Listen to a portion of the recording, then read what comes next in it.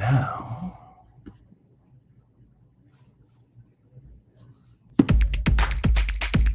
real estate agent, are you looking to acquire clients consistently so you can grow your business and your income to live a great lifestyle?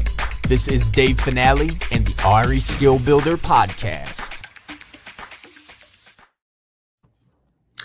welcome everybody. And it seems that we have frozen, or I have frozen. Can you guys hear me? Can you hear me? We can hear you. I can hear you. Okay, so I am just going to take us both out for a Hopefully Dave will be right back. We're both frozen. I think There we I'm go. moving lovely. It's still not working. Oh, that's a good face. I don't know what's happening here.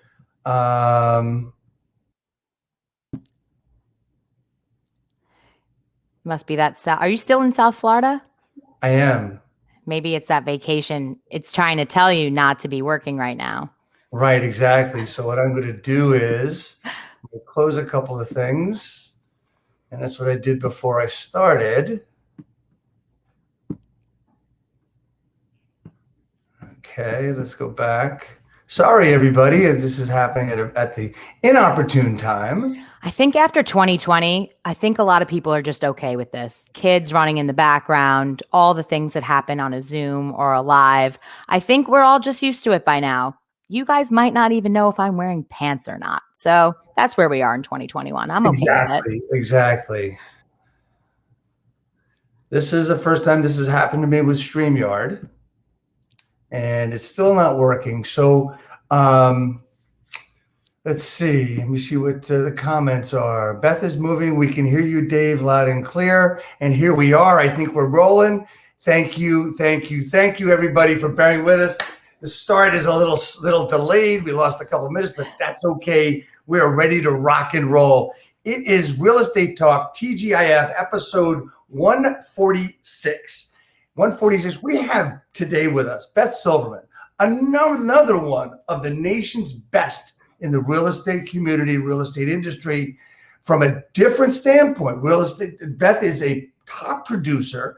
Started her business working with developers and foreclosures in New York, then in Maryland, and then moved to Florida. But Beth, before we get started about you and your story, I have to ask you one question. And that question is, what does TGIF stand for?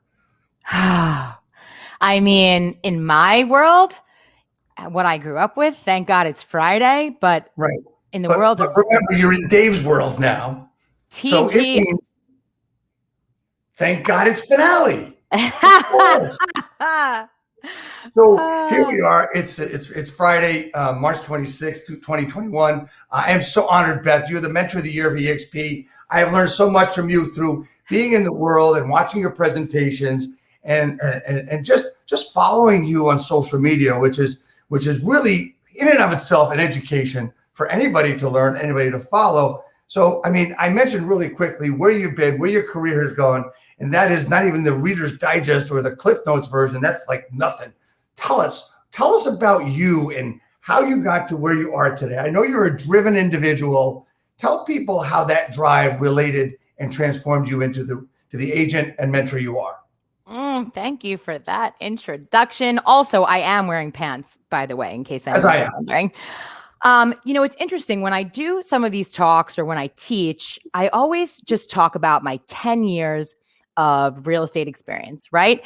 And the reason for this is because it's like, this is who I am. This is what I've done and achieved in the business. So this is why what I say might matter.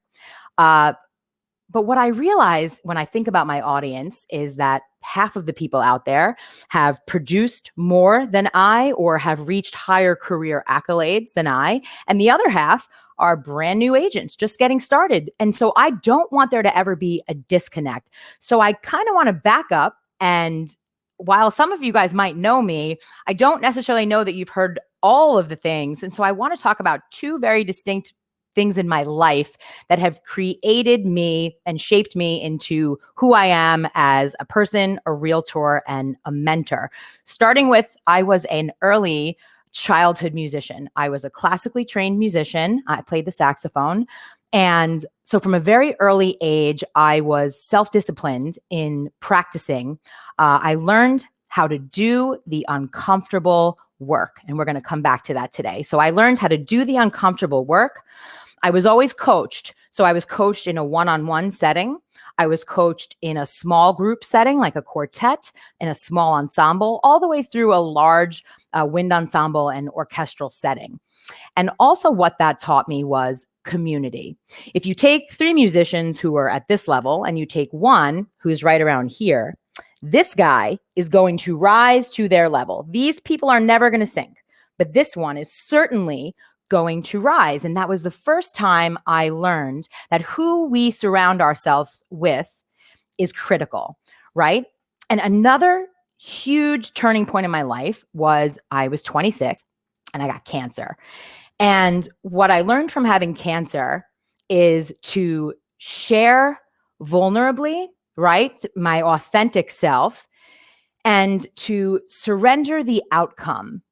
It didn't really matter how many surgeries I had or how many chemo treatments I did. There was no guarantee I was going to live or die. So I had to surrender the outcome. Also during this time, the community was reinforced. Why? Because my cancer community is truly what got me through a very difficult decade of my life. And so when I think about my 10-year career from start to stuck to stratosphere to success, I realize that it has nothing to do with the 10 years in real estate and everything to do with the 43 years of life experience that I have. And so now I'm tasked with sharing, inspiring, teaching, guiding agents who are new, who are stuck, or who have plateaued. And I want to actually just clarify, because if you're out there and you're an agent who has plateaued, let's be clear, you're not stuck. If you've plateaued, you are still making forward progress. You're just not going this way. And all you need is tools, resources, and support. If you are stuck, and I was once stuck, you need a complete mindset shift and overhaul. Stuck agents are often the hardest to help, fix, or save. And then we have our new agents, the ones who are like Bambi with their little deer legs shaking in a headlight, and they need confidence and motivation. And we inspire a new agent through giving them feedback and recognition so that they feel confident while they are developing competence. So 43 years, that is what I bring to the table. And so I hope if any of that, sings to any of you guys or you connect with that, that is maybe why what I say might matter. Well, what you say matters. There's no question about that, right? So, the question that we have to look at is new agents, stuck agents, plateau agents. I love what you said about plateau agents. I want to start there, right? Because there's so many agents that want to be able to elevate. They want to level up. They want to pivot. All these great terms that everybody's using, right? And they're all fun terms, but they're bullshit unless you actually start doing the work. So let's talk about plateau first. So if you're going to take an agent that's plateauing, is there one thing that the reason that they're plateauing, and does it go through down to the stuck agent or the new agent? I love that we're starting with the plateau, because I actually feel like they're the easiest and most coachable agents. Yeah, I agree. Because a plateaued agent is lacking opportunity, is lacking maybe the vision. Like they know they have a vision, they want to move forward, but they don't see it because maybe they've never been surrounded by it. So it's interesting because I've fit the bill of all of them. And for me, as a plateaued agent, it really was because I had lacked education, tools, resources, and support, right? So my mindset was correct. I was in that growth mindset and I needed someone to show me what was possible. I was willing to do the hard work. I was willing to do the uncomfortable work, right? I'm intrinsically involved in wanting to become a better business owner, a better businesswoman, a better realtor, a better partner, friend, right? So when you plateaued, you just need resources and tools. And so then it's kind of like you have those good self-starter, good habits. So now you've got to go on a search, a hunt to find coaches, partners, who will give you what you need. And listen, everybody knows like there's a lot of coaches out there. People sell a lot of bullshit. And so what I often say is go with what's free first. I also say, figure out what you need. Like if generally a plateaued agent doesn't need motivation, they truly just need a tool or a resource, a system or a process that they never were taught that will elevate their business. And once they learn it and harness it, they're on the stratosphere. Right. And that happened to a lot of people over the last 12 months, 13 months. Where they saw what it was, they saw opportunity, and that for some reason just made them rock, right? But for some people, it was head in sand time, right? So is there? I'm going to ask you this for everybody, right? Same question. Is there a switch? Yes. What's that? Yes. Switch? So there's failure avoiders and there's success seekers, right? If the work you want to do is hard, there is going to be an urge in the moment to quit, right? And so when you have an intrinsic interest, a focus, it's like an I want to versus I have to mentality. When you're curious, you have a thirst to become good versus I say a failure avoider. These people have like a learned helplessness, like that kind of this stuck agent. Yeah, man, they're the hardest. Like because it's just like back in music, you're unteaching, you're trying to break bad habits.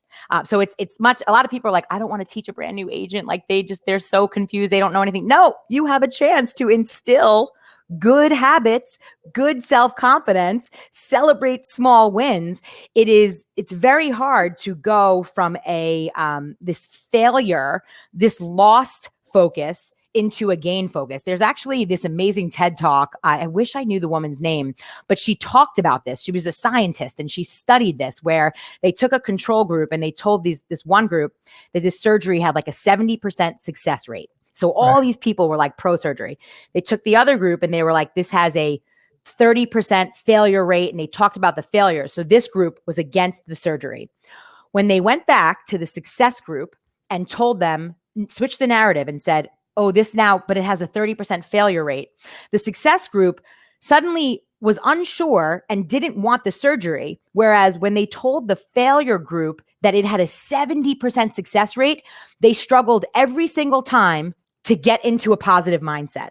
And so what the study, it was so interesting. So what the study showed is that it is much harder to get from a negative space into a positive. And it's much easier to just develop positive mindset, growth, good habits from the jump.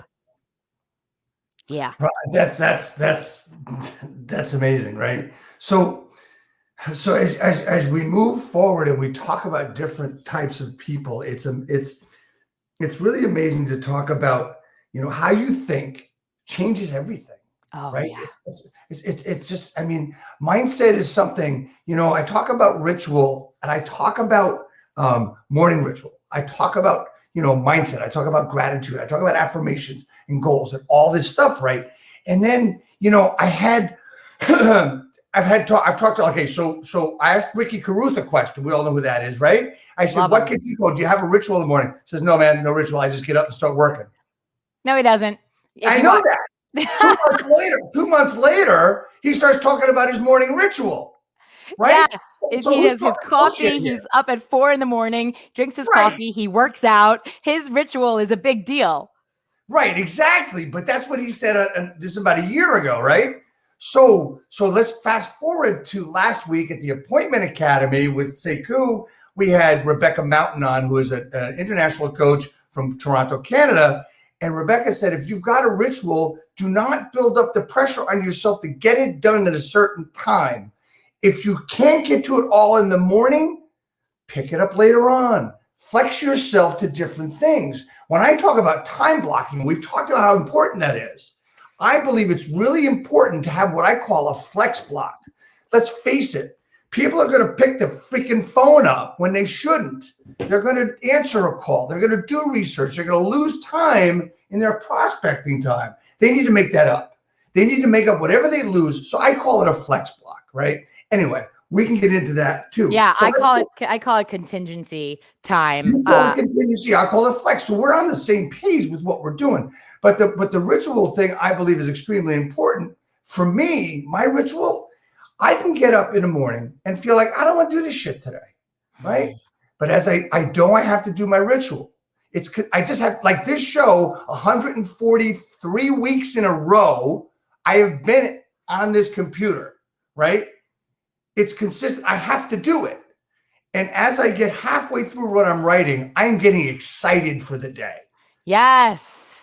And that's what helps me. So let's transition from the plateau to the stuck agent. Oh, right? Yeah. You say is the most difficult. Really, because they are in such a fixed mindset. And listen, I don't want to just say that a stuck agent is just one thing, right? Like there's a lot of things that may cause you to be stuck. Like I don't want to just sit here and say, oh, you're lazy, you're not accountable, like you're not taking action. There could have been a series of things that happened. Like an agent could have lost 3 deals, right? And listen, we lose deals all the time. We don't count our commission, things, but when one deal closes, another one's right around the corner if we've been taking consistent effort. And remember, effort creates accomplishment. And so when you're, so things could have happened in your life that suddenly make you stuck, right? Like all of a sudden you kind of maybe have a negative spiral, whether it's in your personal life or just business life, finances. I often find that finances are a huge weight for so many people. Or you may get stuck without realizing it because you became complacent. And we've all heard Glenn Sanford talk about coasting and how that's actually part of pain instead of purpose, right? Coasting is the first sign that leads us into being in pain. And so you might become stuck without even knowing because you closed a bunch of deals. You did 43,000 in commission in February because the market's on fire. And now here's March and there's no inventory. There's half a month.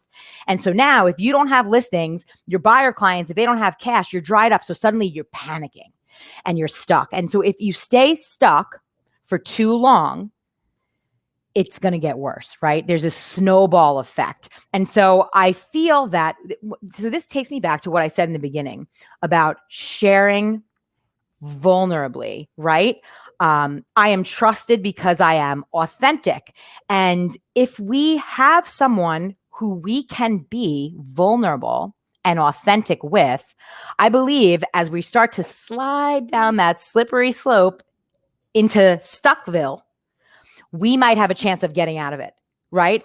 I think people are too afraid to be vulnerable and say, hey, because we put up this facade, whether it's on Instagram or, there's filters and this is how much I produce. Like I say this to my real friends who watch me on social media and on Snapchat, which is just very private for me. Like they see the wins, just like the numbers, the production, who I'm partnering with. Get the F out of here, man. Do you know how many days of tears, of blood, of sweat?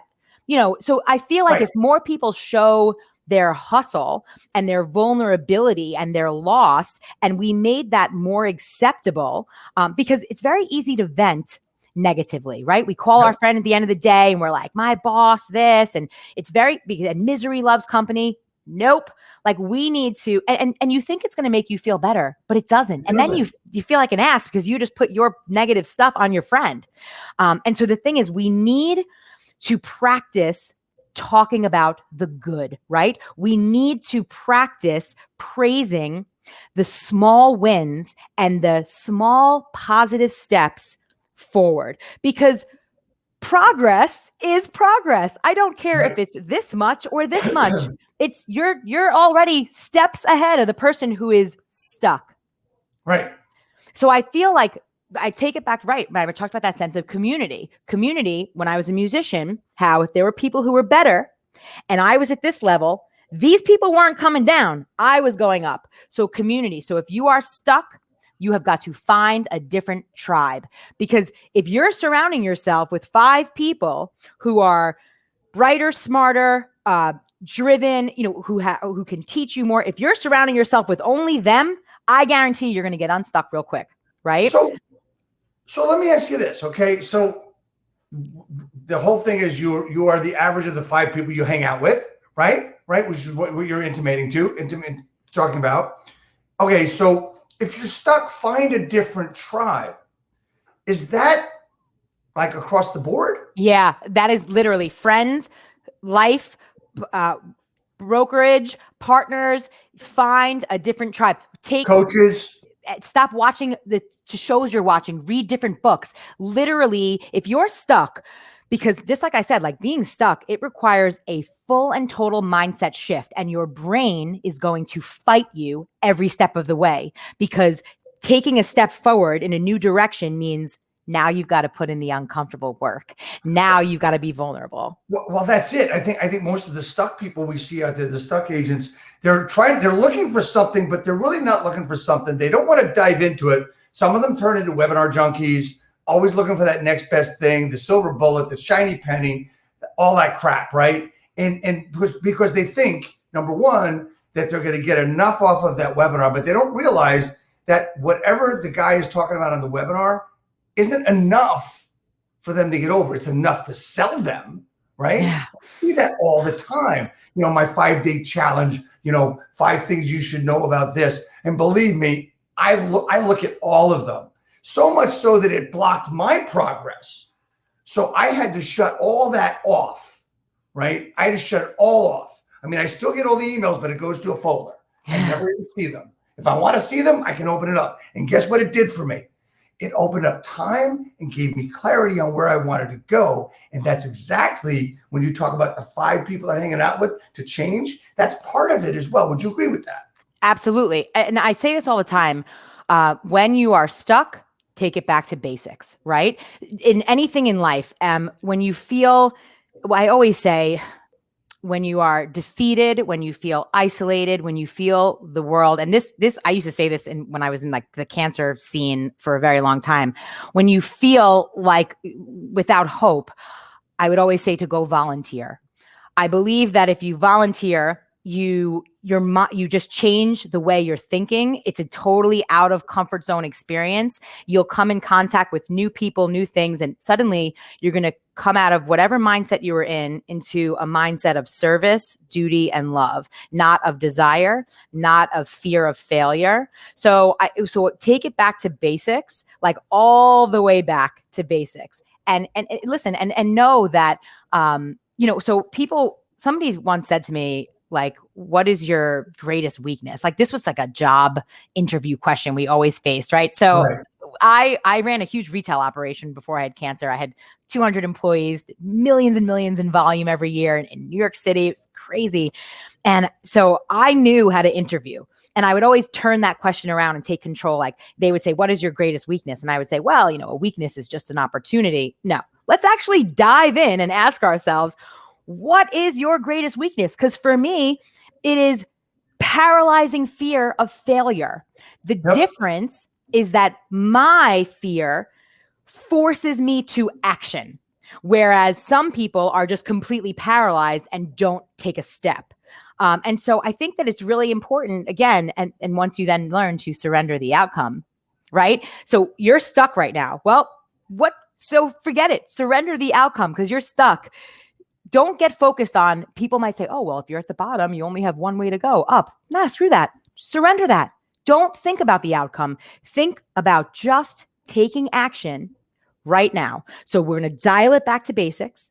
We're literally going to grab our pen and our paper and make a list and get clarity of what do we need to do right now? And we make our own action plan, and then we find an accountability partner.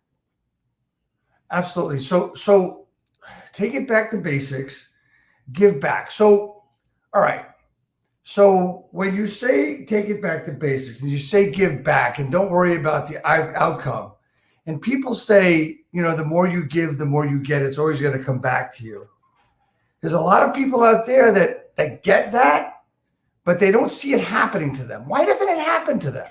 So I didn't see it for a long time because I lacked humility.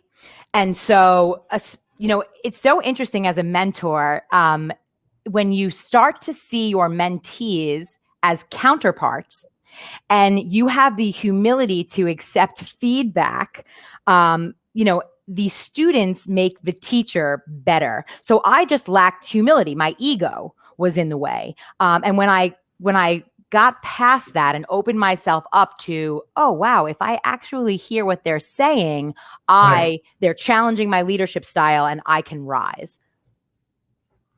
Okay, cool. So, and everybody says, don't think about the money, just go there with, that you're going to help people. Well, how can people not think about the money? I wish I could explain it because I thought about the money all the time. You're counting deals, you're counting commissions, and I would tell myself that it was because I was budgeting and I was forecasting, projecting. Bullshit, lies. When I tell you, and I just had this conversation with one of my dear friends, just closed on his first property, which happens to be an income property because he trusted me so much. Didn't even fly down to see what we were buying until the day of closing. And he asked me, we were out for drinks and he said, how much are you making? And I said, what, like off the deal? And he said, yeah. And I said, I have no idea. And he was like, you're lying. And I was like, no, dude, of course I knew what the commission was, but I did not calculate it, had not thought about it. Right. Yeah. And because for me, so I wish I could explain or pinpoint the moment where and how and when I stopped. I guess I think for agents who are newer, I think in the beginning, look, it is hard because you are kind of living deal for deal. But I think if you go in the mindset of I'm building, I'm creating, the work that I do today is going to serve me in 30, 60, 90 days. And so you have to understand. So if a friend of mine said, oh my God, you grossed 50 grand last month. Okay, but that's nothing to do with last month. What do you mean? I've been working towards this for exactly right. So here's the thing, right? So you just put it into perspective and didn't see you hit it. What you did was everybody is thinking, they're thinking money. I mean, let's face it, mostly everybody's thinking, okay, I know what the commission is, but I don't know what the end result of that commission is. I think the problem is that we're coming from a place of need and desire, more than desire, where we know what the number is. Okay, so I got to pay this bill with that. I got to get a brand new pair of shoes. I make my lease payment. I want to get a new suit. So that's where they're thinking about it. And I want everybody to know one simple thing. It is okay to think about the money. It is okay because look, when people tell me that they just got into this business because they wanted to help people and they liked houses, I think it's bullshit. Yeah, okay, it's got something to do with it. And I will tell you that I give more coaching away than I get paid for. That's because of where I'm at and what I want to do, right? So giving back is the one thing, but it's okay to think about the money. And where your switch was you worked your ass off and built it up to a point where, that was last month. I put all this time in for 3, 4, 5 years, and now it's paying me off. And that's what an agent needs to look at is that, yes, it's going to take time to build up to that. But before you know it, that time is going to arrive and it's going to be, let's boogie, right? And I think that's so important, Beth. Yes. So when I think about it, I talk about this extrinsic interest versus intrinsic. So extrinsic is will it make me rich, respected, and regarded? So that's always how I was driven, right? By desire to that if I achieve this production, I will be respected, regarded. My friends are going to think I'm just, making so much money. She's got a great life. No, the switch, and boy, does it feel so good when you step over your own ego. And listen, I got a big one, guys. And when you step over it and you shift, and I'm still shifting. Like I am a series of rough drafts. I say 2019 was my year of trial and error. 2020 was the year of the mentor. 2021 for me is the year of surrender. And I'm really, and here's what's interesting is that everything I'm thinking about now, well, I already told you guys, I learned when I was a child, when I was 8, when I was a musician. I learned when I was 26, when I had cancer. All of the answers you need to navigate life are already within you. And that's why when you turn off the noise and you just focus on yourself and take yourself away from everything exterior, you really get that clarity. And the thing is, like, people always would say to me, Beth, you're so strong. You always land on your feet. Newsflash, it's because I never stop moving. It's because I always would say to myself, every single day I rise, it's a chance for anew to breathe. Every day I breathe, I hope. And I really am in this mindset that I'm always reaching for a brighter tomorrow. There's a lot of failures along the way, you guys. And so that was a big thing too, learning to fail forward, learning that failure is a tremendous part of success. And that's like, I laugh. My ego's over there like, man, I can't believe she figured that out. Well, it's, exactly. And you have to understand that, first of all, making mistakes and a failure are good. Just like celebration, have a 5-second funeral and a 5-second celebration and move on. That's one of the things I think that I'm going to say the majority of our industry doesn't get, where it's okay to have a failure. And when you do really good, stop like pounding on top of it and move forward. Make it a stepping stone rather than a dance floor, right? I like that. That sounded good. Anyway, but just move forward with it. So that's really, really important. And the people you hang out with are extremely important. The people you're trying to build with. So, all right. So before I move from the stuck agent, I've got to get into this question of, what's the best thing for them to do to get them out of the stuckness? Now, I'm not talking about motivation. I'm not talking about mindset. I'm talking about actual prospecting, actual lead generation. What do you think is what they can do? I know it's a learning experience, and that's where I'm trying to push stuck agents to learn and to see examples. What do you think? So I think when you're stuck, the first question I would ask a stuck agent is, what are their rituals? Because one of the things you talk about with your rituals, and something that is proven across industry, is writing down goals, writing down gratitude. So the first thing I would ask a stuck agent, because we need to get clear on why are they stuck and what's the roadblock. And so the first thing I'm going to talk to a stuck agent about is going to be writing down goals and time blocking. Are they and listen, and we could talk about time blocking in a whole nother hour show. I am very serious about time blocking, the methodology. Yeah, I've taught it before. And so I often, when people say time blocking and they think it's just a block, and then when I explain to them like my method, and they're like, oh man, I never thought of it like that. And so the first thing I'm going to talk to a stuck agent about is writing down goals. And then how do we reverse engineer? So here's the goal. And listen, if you're stuck, the goals have to be short term, right? Like if you're stuck, we cannot think about where we want to be in 3 years, even 1 year. Like a stuck agent needs an immediate action plan. What are they doing every single day this week? What are they doing every single day for 30 days, 60 days, and 90 days? They need an immediate action plan. So it starts with like reverse engineering and what it's going to take every single day. And so the first thing I'll say when they're stuck is, well, how have you been prospecting and what is your method of lead gen? Because again, every stuck agent is going to be different. You get down to the nitty gritty of, do you cold call? And now, so some agents may say, well, I'm not a cold calling agent. Like I'm a social media agent. Okay, cool. So have you ever tried cold calling? And well, I'm not going to cold call and door knock. Well, here's the deal.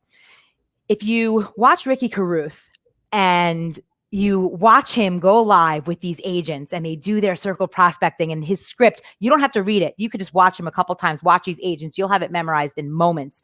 And you see how fun he makes it. And you see how driven these agents who they're so scared, man, they've got some big energy to go live on Instagram with Ricky Carruth and show everyone. And you see the community gives them so much support and feedback.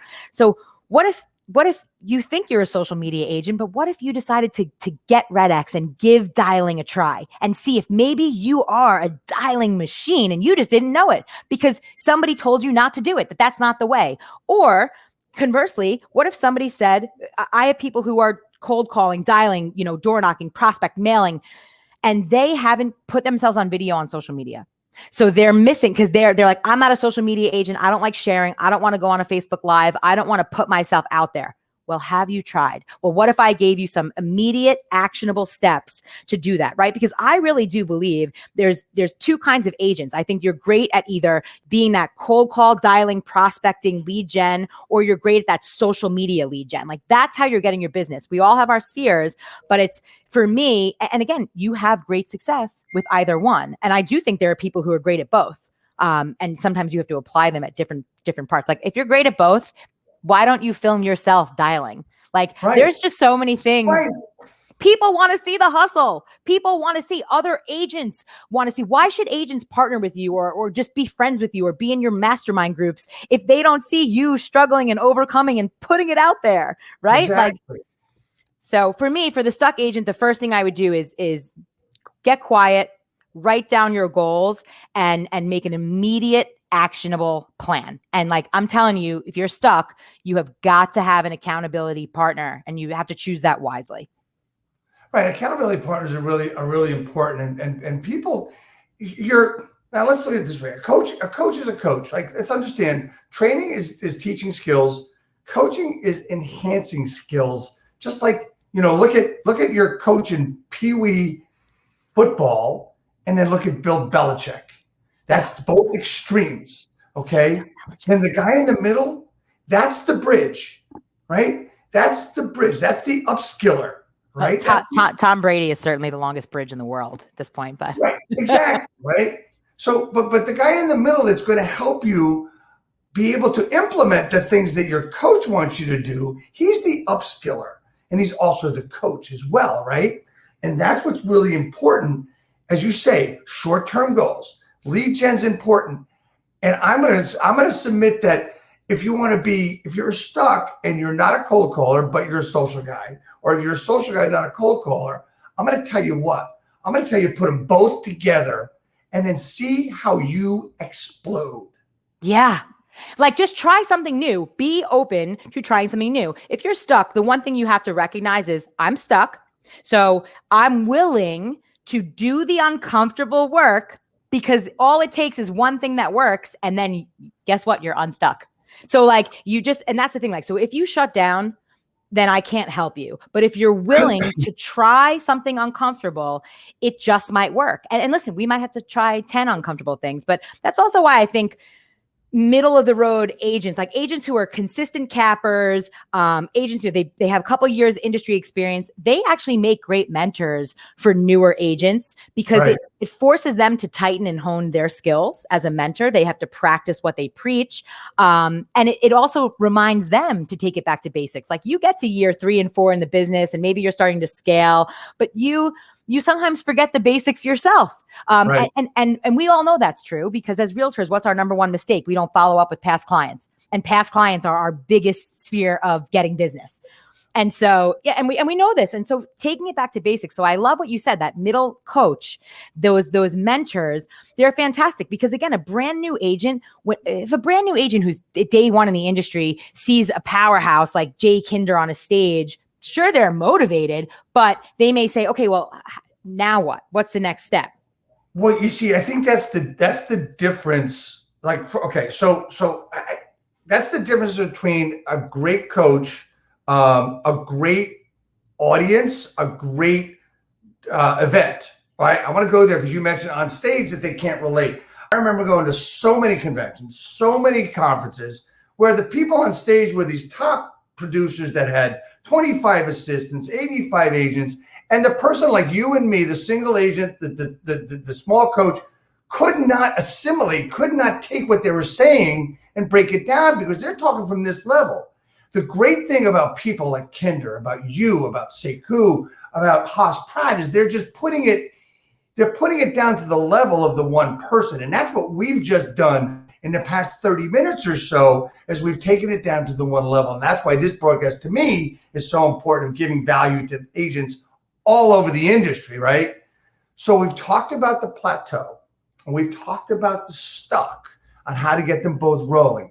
Now let's talk to the one that's really interested or should be interested in our conversation, the new agent. Yeah. Right? The new agent is someone that's coming in with, their eyes really are not wide open. They're kind of looking for, I can make money in this business. Or how about the most recent that I've seen over the past 12 months, Beth, has been, well, I want to invest in real estate and I figure I should get my license first, and that's what I want to do. I see that so much. And for me to work with those people is kind of difficult, right? So let's talk about the new agent. What do they have to do? What's the first thing? They want to make money. And when I was a broker owner, I will admit I did things wrong where I want them to learn how to do this. I always said sphere of influence was always the first thing I told them to do. But I made the mistake of trying to teach them forms and contracts, which is, to me, bullshit in the beginning. You don't need it until you got a customer, right? So where would you start a new agent? Well, the first thing is it's mindset. Do you believe you can do it? That's question number one. Do you believe you can do it? But what do I have to do, Beth? Well, because let me tell you something. It's so, because I got to tell, if I had a new agent who was like, I want to invest in real estate, so I want to learn, I would love those people. Whereas I find that I will come in contact with new agents who are like, I want to be a realtor because of the flexibility and schedule. Yeah. Okay. I want to be in real estate because of the flexibility in the schedule. I can make my own hours and I can make as much money as I want. 80% of the people with a license don't want to make any money because they don't want to work. Yeah. Sorry. Yeah. So, I mean, the flexibility in schedule is always the one that makes me crack up the most. Cause I'm like, yeah, okay. Like what? Because those years that you're building, like, listen, the goal is to get there, is to get to the point where I have attracted my clients. I don't have to chase them. They come to me. They go on waiting lists for me now. They only want me. Right. I can say, hey, let me give you one of the agents under me. Nope. We want you. We're paying for you. And so, okay, but that took ask my friends about the time that I worked 61 straight days. And like every 10th day I would just break down and cry because there was only 10 days that I could work 12 hours a day before having a breakdown. And I would say to them, I just have to keep going because I know what I'm working towards. I'm building. So first of all, do you believe you can do it? Do you have grit? So that's question number one. Question number two, will it work? Right? Because like education is learning, just like you said, coaching is enhanced. And then training is this hands-on behavior. It's action. And so oftentimes people think that they have to know everything in real estate. And when you're a new agent, the one thing you need to know is you're never going to know almost anything. Just don't break the law. Like that's what you learn when you take your real estate exam, right? It's only the law. People are like, why doesn't it teach you how to be a realtor? Because it teaches you the law, which is what we need you to understand is the law. Don't break it. Right. And, read your preamble in the Realtor Code of Ethics if you haven't read it lately. Exactly. Learn how to treat one another and protect the public at all costs. But we want to, so with hands-on training, then, COVID hit. And so that changed the way we mentor because it's not like I could have my mentees live every day following me to an inspection, to showings. And so the challenges became just different, not harder, just different. So I, as a new agent, so there's obviously like a 30, 60, 90-day roadmap to success. I do believe weekly they should be attending their contract classes, but it's only because I don't want it to seem foreign to them when we have to write a contract. But at the end of the day, the first thing I teach is vision, budgeting, and then we move into database, lead gen, and then we move into working with buyers, working with sellers. Those are huge. And that encompasses everything from scripts to motivation. I teach how to do a proper buyer consult because for me, I can't stand the fact that there's just a million realtors or agents out there who are just, they're just not good. And so I want my people to know how to do a proper buyer consult, whether it's an investor, a first-time buyer, a move-up buyer, an out-of-state buyer. I want you to know how to do a successful listing presentation. And everybody has different methods. I chalk it up to like learning a CMA when you're brand new. You will go and learn it from someone at your realtor board, or maybe you'll learn it from a broker, or maybe you'll just use RPR, a little cheating method. Everyone has a different method, but at the end of the day, it's one of the most important things. You need to know how to set a price. And when I call them my kids, a lot of the people I mentor are much older than me, but when they say, well, Beth, I ran a CMA. Okay, well, knowing that is like one part of the battle. What is the buyer and seller's motivation? Because that's also going to help me determine what the price is, right? Absolutely. And Absolutely. so new agents need to understand that no two transactions are alike, right? If I sold the same exact model house next door to each other, it doesn't matter. The buyer would be different, the seller would be different, the lender, the title, everything is going to be different. So your first year in the industry, you're learning as you go. So whenever I have a mentee who thinks they have to like read and study, and listen, and I love those kids because they're so knowledgeable and they want to learn everything. It's just, I liken it to my good friend Curtis Dixon. He always talks about this analogy about swimming. Like if two people don't know how to swim and one person reads every book on swimming and watches every video and watches podcasts with Michael Phelps and just studies swimming, and person B just jumps in and belly flops, who is going to learn to swim? The person who takes action. So he didn't know anything. He's lucky he didn't drown, but guess what? He certainly learned how to swim.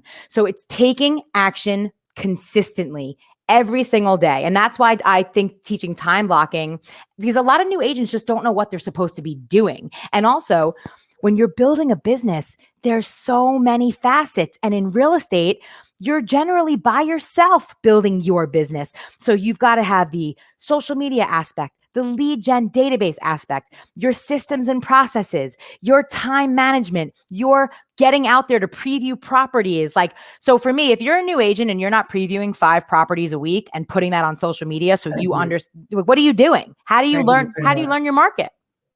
You know, you should be knowing the market. I mean, there's so many things they've got to do, but if they don't know the market, no matter what they know, no matter what script they've rehearsed, they're not going to be able to have any much value, because let's face it. I mean, you don't need to be the most successful. You want to be the one to give you the most value.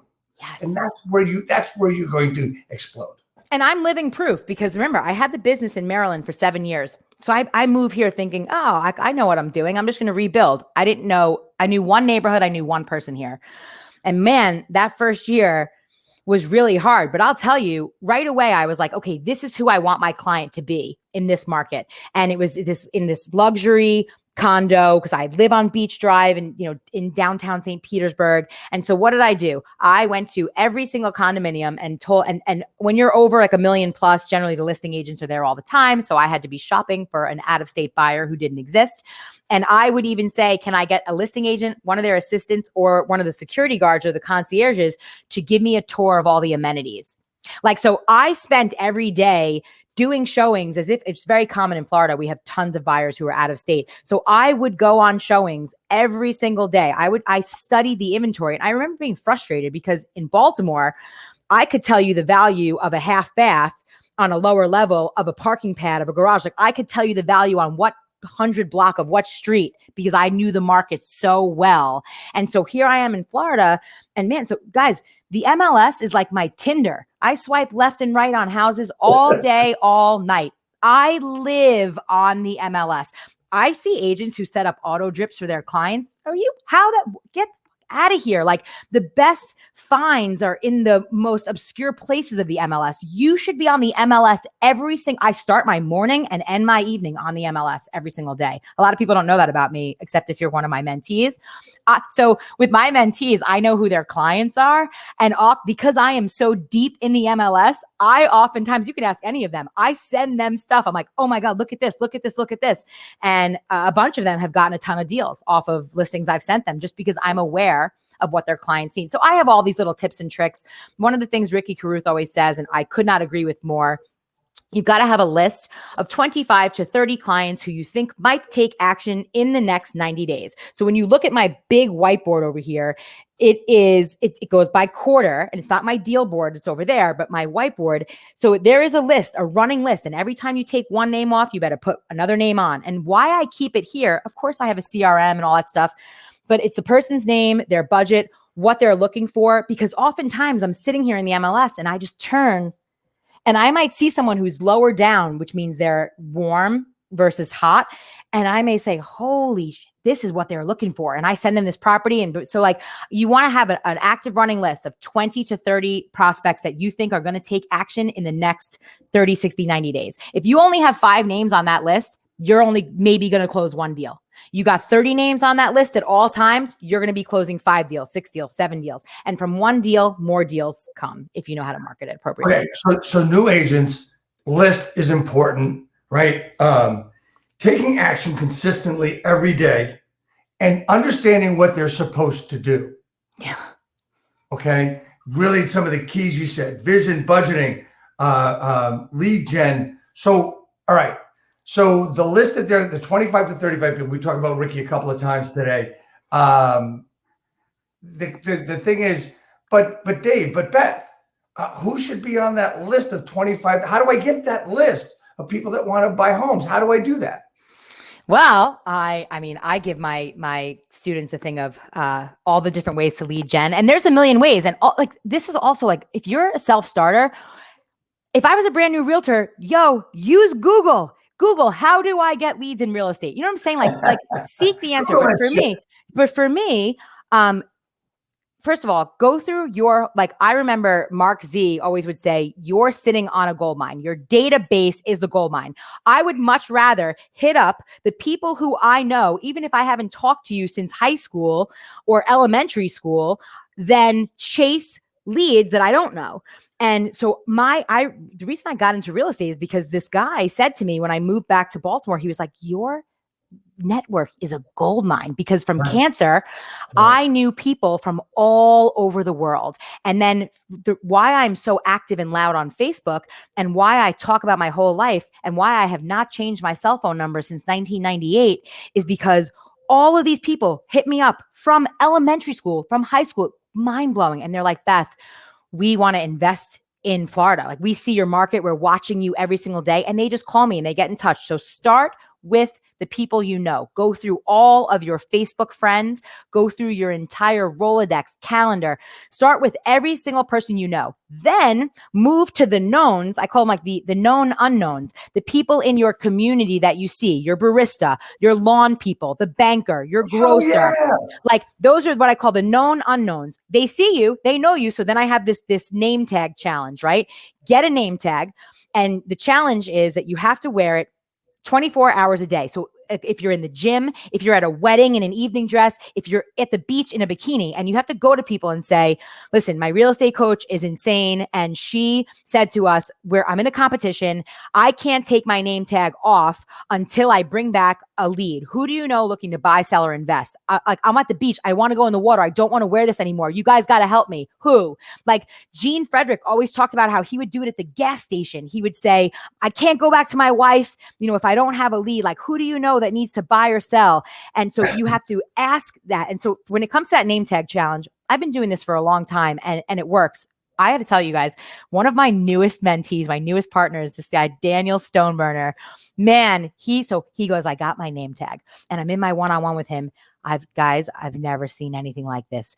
It is a digital name tag, and it's got scrolling across it, and it says like who he is. He's a realtor, and it has these catchphrases and his phone number.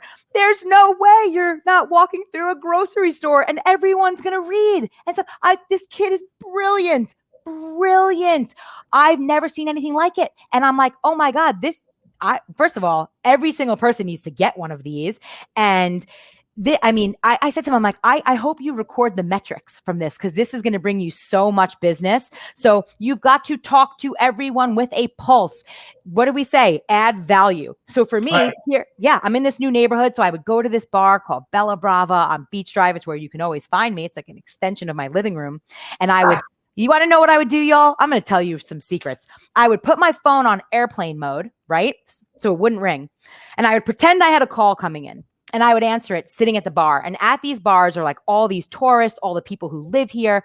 And I would have a whole real estate conversation. And then I would hang up my fake phone call and I would look to the left and the right and I say, I'm so sorry, you guys, you know, this market, real estate never sleeps. And before you know it, people were like, hey, what do you think of the market? What do you think of this? And that is how I built my client base. I would hang out with bartenders, with industry people. I would go to all new restaurants, new coffee shops. I would put myself out there in a name badge, in this, I call it my bright pink realtor dress. Man, this thing is like neon pink and it has bows and it just looks like a realtor would be wearing it. I stopped a girl on the street yesterday. She was carrying a charcuterie basket and I said, I need to be your friend. And she was like, I'm a realtor. I'm going to closing. I can't find a title office. And we got to talking and we exchanged information in the middle of a sidewalk. So talk to everyone with a pulse.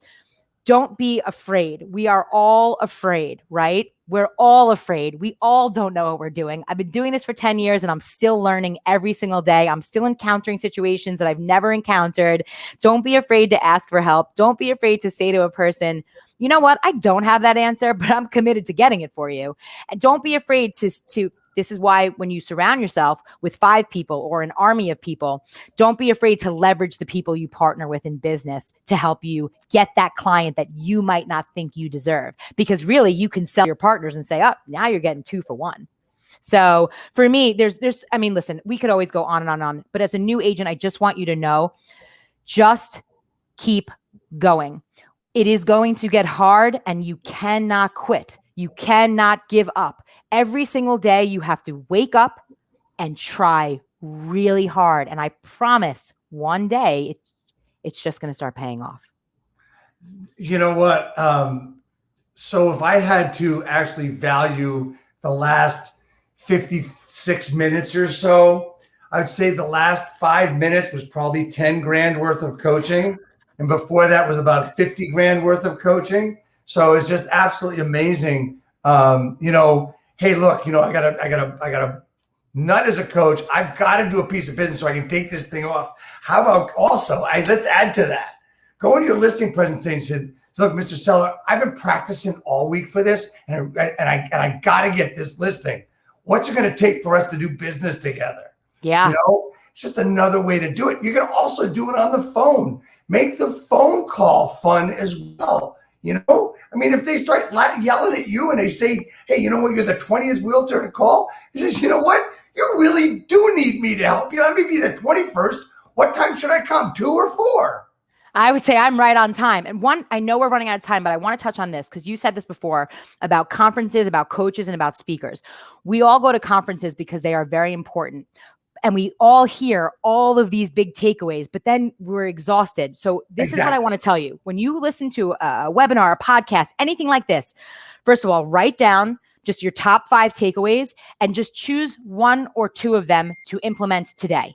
Right? Because that's the only way you're going to really take away. Like I save all of these and I listen to podcasts. I listen to Expert Mentors Live with John Kitchens every single morning while I'm getting ready. I listen to another episode and then I write down 1 or 2 things that I want to make actionable and I implement them immediately. Because there's so many takeaways from these things that we forget to take action.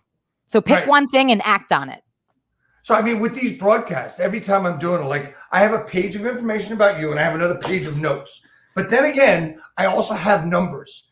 And at 29 minutes, I need to go back and check that out, right? So I'm doing that as I'm doing this. That's why my head is down because I'm taking notes. I'm also not in my regular studio, but that's beside the point, right? So much great information. So fan-freaking-tastic. This has been one of the top 5. I will tell you that right now. It's going in my top 10. I have a site which I'm renovating right now called Real Estate TGIF Top 10, and there's going to be at least 20 there. I've got Cheplack there. I have Pipes there. I've got Go-Go there. I've got Sekou there. There's a lot of great people. So we're gonna actually renovate that over the next couple of weeks. This will be on the top. I've been so fortunate to have so many greats on, especially the past month where I had Michelle Pius on. I had Christine Beckwith, Deontay Chantel, all great women in real estate as well. It's been so fantastic. Beth, how do people get in touch with you if they want to work with you, they want to find you, they want to pick your brain? How do people get in touch with you? The quickest way is Instagram, guys, at Florida Moves with Beth. Instagram is really just, it's my connector. And again, you'll learn, I hated it. I thought it was fake. I never used it. And so now it's interesting that it's now connected me to the greatest realtors I've ever met across the globe. So Instagram is always first. You can go to my website, Florida Moves with Beth. You can call my cell. If you Google me, again, I've had this cell since 1998. It's a 443 number from Maryland. Call it. You can go on my website, get on my Calendly link, set up a call with me. I'm always available. I really am. But Instagram is the easiest, most direct way to get in touch with me. So I want to get into the last question that I asked in a comment. I ask everybody, and I got this from my good friend and co-coach Sekou Pyle. What can I do to help grow your business today? Today? Any day. For me, I think I always need people to remind me to take the time to do the things that are really important. I have a lot to say, as everyone who knows me knows. And for a really long time, I have been saying I'm going to start putting a lot of this on video. And I have a lot of video content that's saved that isn't even out there. And listen, like I know what it takes. I just need to drive to Orlando and see Nick Krem. And before you know it, they'll be, I know. Right out of my mouth. And he knows too. And so I feel like I think I just need someone to hold me more accountable, to be like, listen, when are you going to do this? Because now because at first I was like, I need to store the content. No, well, now I have content and I just need to put it together. And also I need to take the time to do this more. We've been trying to have this conversation for months, and my schedule, right. These conversations are life and they energize me. And so I need to take time to make more time for this. I'm very excited to be in Cabo in 4 weeks and mastermind with the greatest. I'm really looking forward to coming back from that with a newfound purpose and energy, and hopefully some videos. That's awesome. And we're going to send you this video so you have this too as well. So, but one thing we end our shows with, and I know this is why you came on really, is because you needed to get the hat. Because everybody comes on a broadcast gets a hat. Notice it matches my shirt. How about that? Right? I love that hat. Anyway, so we're going to be sending you a hat. You came on. It's great. Thank you so much, Beth. I've learned so much. Stay on for a minute. Just a couple of quick parting notes. We'll talk when we're off air. Thank you so much, everybody. Next week, we've got Scott Pierce, who actually missed the broadcast because he was sick a month or so ago. But Scott Pierce is the founder and president of Listings to Leads. He'll be on next week with us on Real Estate Talk TGIF. Thanks so much, everybody. We're going to go off really quick. Hopefully, I do this stuff correctly. And here we go. Thank you.